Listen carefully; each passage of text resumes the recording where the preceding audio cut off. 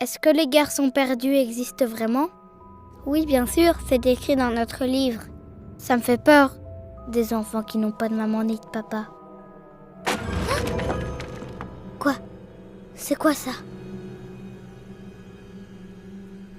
Oh, rien. Peter Pan a demandé à Wendy de s'occuper des garçons perdus. Donc, il ne faut pas s'inquiéter. Quoi? Et ça, qu'est-ce que c'est encore? Les enfants, c'est d'abord, vous voyez?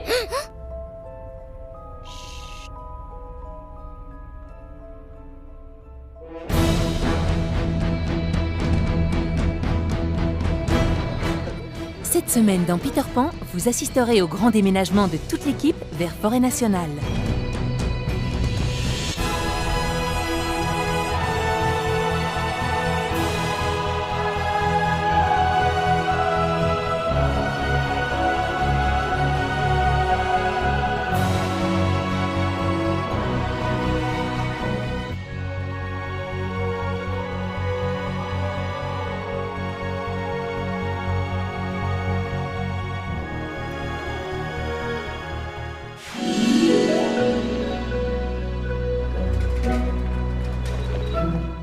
Il est 8h du matin et tous les acteurs du spectacle de Peter Pan doivent monter dans le bus.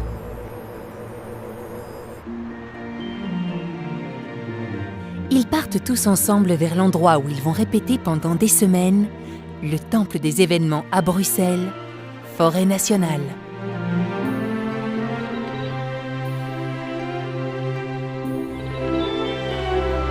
Dans la salle, ils voient pour la première fois la grande scène sur laquelle tout se déroulera.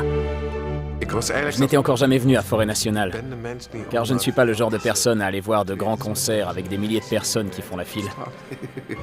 La première fois, on voit tout en blanc, car il n'y a pas de projection. Et alors, c'est simplement énorme. C'est vraiment très grand. C'est grand. C'est très impressionnant, oui. Même quand je mets Milan, notre grand capitaine Crochet, sur le podium, je me dis que c'est fait pour lui et pour le reste. Oh, gigantesque. Oui, vraiment, j'étais à la recherche des loges et par accident, je me suis retrouvé au 3e étage, tout au-dessus.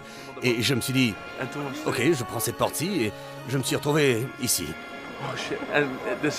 Et j'étais très curieux de voir comment j'allais m'intégrer.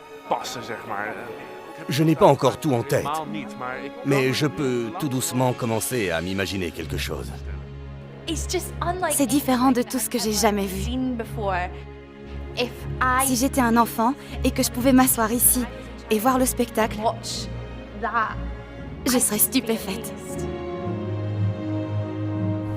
Iedereen welkom, bienvenue à tous. Welcome. C'est le premier jour que nous nous rassemblons pour créer cette production.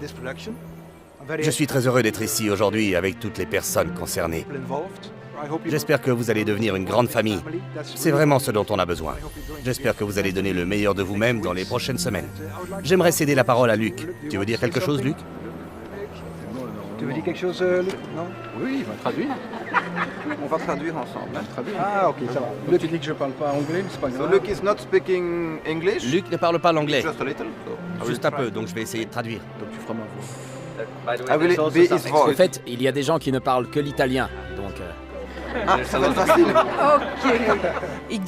Je pensais que tout le monde parlerait l'anglais, mais ce n'est absolument pas vrai. Non, les Italiens parlent très mal l'anglais.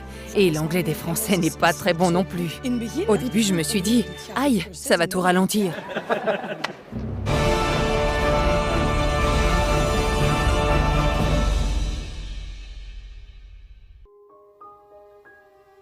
Les garçons perdus. Ils m'ont toujours touché le cœur. Ils étaient très spéciaux. C'étaient des enfants qui se perdaient quand leur nounou ne leur prêtait pas attention. Oui, ça pouvait arriver dans un grand parc comme Kensington. Heureusement que Peter Pan était à chaque fois là pour les aider. Et si après une semaine, personne ne venait chercher les garçons perdus, alors Peter Pan les emmenait au pays imaginaire.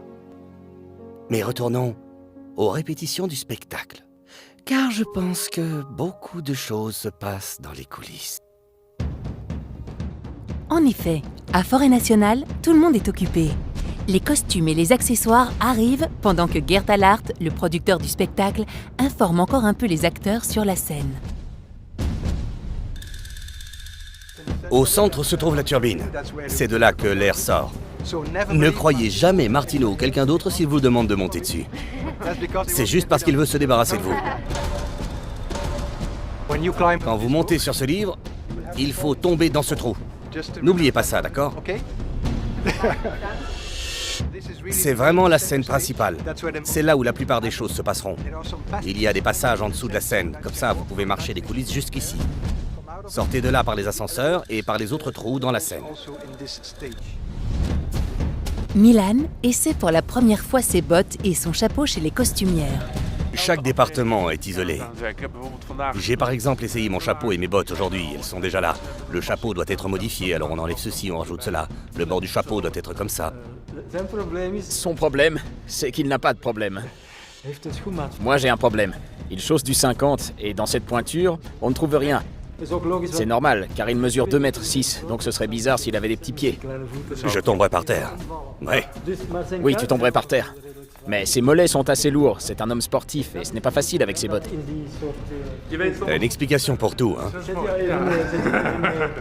Pour que ce soit plus facile, on va mettre son pied dans un sac en plastique et puis mettre la botte et voilà.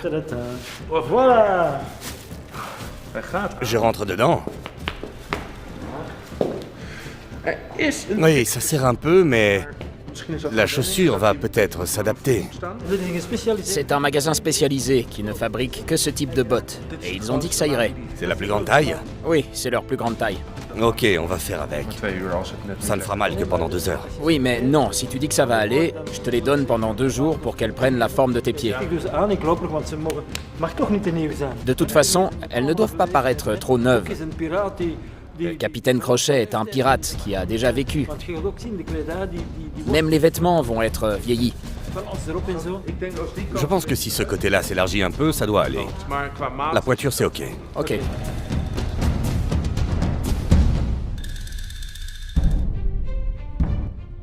Le compositeur Matt Dunkley a trouvé sa place dans la salle rouge, où il peut travailler ses chansons. Je suis derrière le bar. Normalement, je suis un ami du bar. Mais le glamour du show business, les acteurs sont en train de répéter là, là, là et là. L'amphithéâtre est juste là. En fait, même si ce n'est pas très glamour, c'est l'endroit parfait. J'ai mon PC et mon petit clavier, mon imprimante, ma musique. Je suis bien installé. Et j'ai mon champagne pour les moments difficiles. J'ai fini d'écrire presque toutes les chansons. Martino crée des chorégraphies incroyables sur ma musique. C'est tellement excitant. Car j'écris dans mon petit studio à la maison et voilà que tout à coup 25 personnes bougent sur le son de mes notes. Oui, c'est super. Les acteurs et les danseurs sont très enthousiastes et formidables. Je pense que le mois prochain, tout va vraiment prendre forme.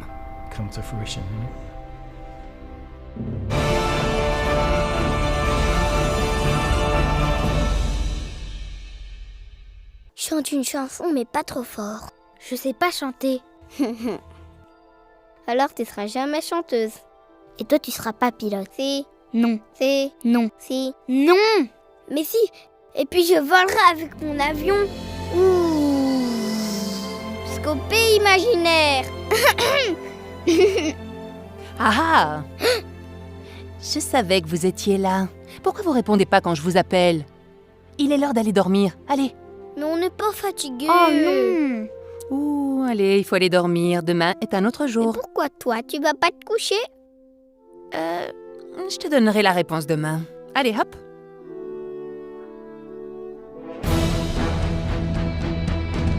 La semaine prochaine dans Peter Pan, on va s'envoler.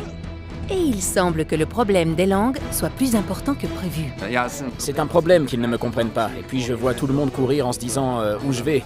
Je trouve qu'ils devraient apprendre l'anglais.